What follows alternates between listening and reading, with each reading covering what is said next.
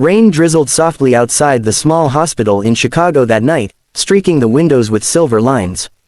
Inside, Nurse Emma Carter was finishing her 12-hour shift. Her eyes were tired, but her heart, like always, was full. She had this quiet way about her, a warmth that made even the sickest patients feel safe. She'd grown up believing kindness wasn't a choice, it was who you were when no one was watching. That night, as she walked past the ICU, she saw the man again, the one everyone whispered about. Room 304. His name was listed as Mr. Blake, but that's all anyone knew. He had no visitors, no family, no one who came to check on him. The nurses said he was some sort of wealthy businessman who'd fallen gravely ill, but even money couldn't save his failing kidney. Emma paused by his door. Through the glass, she could see him, a man in his late 30s, pale and weak, staring blankly at the rain outside. Something about him looked lonely. Not just sick, but empty in a way that had nothing to do with his body. She hesitated, then pushed the door open quietly. "Mr. Blake," she said softly, "I just wanted to check if you're comfortable. Do you need anything?" He looked at her for a long second before answering. His voice was low, rough, like he hadn't used it in days. "No, I'm fine," but Emma could tell he wasn't. His chart said his kidney was at the edge of failure. He needed a transplant soon, or he wouldn't make it. Over the next few days, Emma found herself drawn to his room. She'd bring him extra blankets, help him eat, or simply sit by his bedside for a few quiet minutes. Most nurses avoided him. He was cold, distant, never said thank you. But Emma didn't take it personally. She'd seen that look before, the look of someone who'd lost too much to believe kindness was real. One night, as she was adjusting his IV, he finally spoke more than 2 words. "Why are you always so kind?" he asked. Emma smiled faintly. "Because people need it," she said simply. "Especially when they think they don't." For the first time, she saw a flicker of something human in his eyes. Days passed. Mr. Blake's condition worsened. The doctors said he'd die without a donor soon. But his blood type was rare, and no match had been found. When Emma overheard this in the staff room, something inside her twisted. She couldn't explain it, but she felt connected to him in a way she couldn't ignore. Maybe it was because of the loneliness in his eyes. Maybe it was because she'd seen too many people die waiting for help that never came. She went straight to the lab that day. "I want to be tested," she told the nurse at the counter. The woman looked at her in shock. "You mean, for Mr. Blake?" Emma nodded. "Yes, just test me." When the results came back, the head nurse called her in. "Emma, you're a match." Her heart raced. "Then schedule it," she said without hesitation. The nurse blinked. "Emma, think this through. You're young. You're not even related to him." "Are you sure?" But Emma didn't need to think. "He doesn't have anyone," she said. "If I can help, I will." The surgery was scheduled in secret. Mr. Blake didn't even know who the donor was. Emma didn't want him to. She wasn't doing it for thanks or recognition. She just couldn't stand the thought of him dying alone when she had the power to save him. The morning of the surgery, she stood by the window, looking at the same rain she'd watched him stare at so many times. Her hands trembled a little, but her heart was steady. Her best friend and fellow nurse, Mia, burst into tears as she hugged her. "You're crazy, Em," she whispered. "He's a stranger." Emma smiled through her nerves. "Maybe, but someone has to care, right?" She went into surgery quietly, no family waiting outside, no one to hold her hand. It was just her faith in something simple, that kindness still mattered. When she woke up after the procedure, she felt weak, sore, but oddly peaceful. The nurse beside her smiled softly. The transplant was a success. "He's going to live." Emma closed her eyes, relief washing through her. That was enough for her, knowing that somewhere down the hall, a man who'd been close to death now had a second chance at life. For 2 days, she rested in recovery, unaware that the man she'd saved was desperately asking to meet his donor. The doctors refused. Per hospital rules, it was anonymous. But Mr. Blake wasn't the kind of man to accept, no. He sent his assistant to find out. When he learned that the young nurse who'd sat by his bedside for weeks had given him her kidney, he went silent for a long time. His world, filled with luxury, business empires, and money, suddenly felt so meaningless. A stranger had done what no friend or relative ever had. He asked to see her. Emma was wheeled into his room that evening, pale but smiling weakly. When their eyes met, Something unspoken passed between them. Gratitude, shock, a strange connection neither could name. You, he whispered. You did this. She nodded slightly. You needed it more than I did. He blinked hard, trying to hold back tears, tears of a man who hadn't cried in years. Why, you don't even know me. Emma smiled faintly. I didn't need to. You were human. That's enough. For the first time, the lonely CEO felt something he hadn't felt in years, not power, not success, but humility. That night, as he watched her sleep from across the room, he realized something that would change both their lives forever. Sometimes the richest hearts belong to those who have the least. He didn't know her story yet, the reason behind her quiet kindness, the nights she'd gone home to an empty apartment, the sacrifices she'd made to care for others. But he was about to find out. And when he did, his life would never be the same. 3 months had passed since the surgery. The hospital's white walls had witnessed something extraordinary, how a young nurse's selfless act had brought a dying man back to life. But life had moved on. Emma Carter was back on duty, moving through the corridors as if nothing had changed. Her scars still ached sometimes, but her heart, her quiet, stubborn heart, was full of peace. What she didn't know was that the man she'd saved had been searching for her ever since the day he left the hospital. Adrian Cole, real name, not Mr. Blake, was no ordinary patient. He was the CEO of a billion-dollar tech company that had reshaped the business world.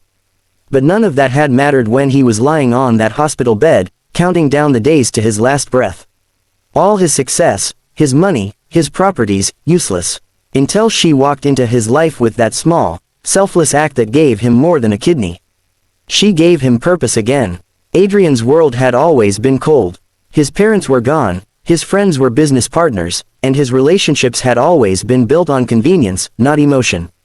He'd been living in a mansion that echoed with silence. But ever since he woke up from surgery and saw that soft smile on Emma's pale face, something had shifted inside him. He owed her his life. And more than that, he wanted to know her story. So one rainy afternoon, just like the night they met, Adrian showed up at the hospital again. No bodyguards, no suits, just a man in a simple jacket, carrying a small bouquet of white lilies. The receptionist blinked when she saw him. Sir, do you have an appointment? He smiled politely. No, I'm here to see someone who saved my life. When Emma walked into the hallway a few minutes later, her steps froze. She almost didn't recognize him without the hospital gown, without the tubes. He looked strong again, healthy, and yet his eyes were the same, deep, watchful, kind. Mr. Blake, she said hesitantly. Adrian, he corrected softly. Just Adrian. They stood there for a moment that felt like forever. Then he extended the flowers. I never got to thank you properly. Emma smiled, a little embarrassed. You don't have to. I told you, helping people is what I do. He looked at her, searching her face. No, Emma, what you did, that's not what people do. You gave away a part of yourself to a stranger. You saved me. I can't just walk away from that. She laughed lightly, trying to break the tension. Then promise me you'll take care of it. My kidney deserves good treatment. He smiled for the first time, really smiled. And it hit her how different he looked when he wasn't burdened by pain or loneliness. Over the next few weeks, Adrian found excuses to visit the hospital. Sometimes he'd donate new equipment for the staff, sometimes he'd stop by with lunch for the nurses.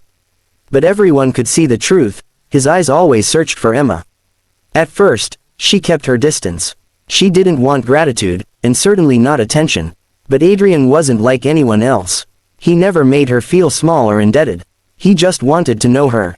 One evening, after her shift, he found her sitting by the hospital fountain, sipping cheap coffee and watching the city lights. You work so hard, he said, sitting beside her. Don't you ever get tired of giving so much? Emma smiled at the water's reflection.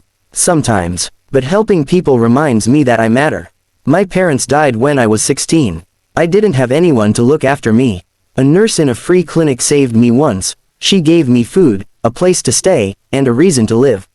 Maybe this is just me, returning the favor to the world. Adrian went silent. The lump in his throat made it hard to speak. You've been saving people long before me, haven't you? She shrugged. We all save someone, one way or another. You just don't always see it. That night, as she walked home, he followed her from a distance, just to make sure she got there safe. And what he saw broke his heart. Her apartment was tiny, worn down, in a part of town no nurse should have to live in. She worked double shifts, barely ate properly, and yet she still gave away her kidney to a man who had everything. The next morning, Adrian made a decision. He called his lawyer. Find out what it takes to open a foundation for nurses. Scholarships, housing, benefits, everything. I want it named after someone who reminded me what life really means. When the Emma Carter Kindness Foundation was launched a month later, she had no idea.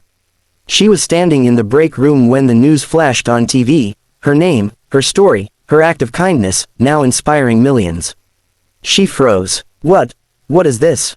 A voice came from behind her. It's the least I could do, Adrian said, standing in the doorway, smiling gently. Her eyes widened. You did this. He nodded. You gave me a life. I'm just giving your kindness a louder voice. Tears welled up in her eyes. For once, she didn't know what to say. But Adrian wasn't done. And there's one more thing. He handed her an envelope. Inside was a letter, an offer. Head nurse position at my company's new medical center. You'll be in charge of hiring and training, with full support. Emma laughed through her tears. You're impossible, you know that. He smiled softly. I'm alive because of you. You'll have to deal with me for a long time. From that day, their lives became intertwined in ways neither of them expected. They worked together, planned medical outreach programs, and spent long evenings talking about life, not the glamorous kind Adrian once knew, but the real, messy, beautiful kind Emma believed in. And somewhere in the middle of those late-night talks, kindness grew into something deeper. Love. It wasn't sudden, it was quiet, patient, like the kind of love built on respect and gratitude. Adrian found in her what his wealth never gave him, a home. Emma found in him a heart she could trust, one that had been changed by kindness, not power. A year later, on the anniversary of their transplant surgery, Adrian surprised her again. He took her to the same hospital rooftop where she used to watch the rain after night shifts. The city glowed beneath them, lights shimmering like hope. He turned to her, holding a small velvet box. You gave me part of your heart when you gave me your kidney, he said, voice trembling. But I'd like to spend the rest of my life giving mine to you. Emma gasped softly, tears spilling before she could stop them. She didn't say yes with words, she just nodded and hugged him tightly, her tears soaking his shirt. That night, the lonely CEO who once stared at the rain finally found what he'd been missing all along, not just health, not just love, but connection. And Emma, the girl who had nothing but kindness to give, finally received the kind of love she'd always believed in, the one that comes full circle. Because sometimes, one act of kindness doesn't just save a life, it creates a new one.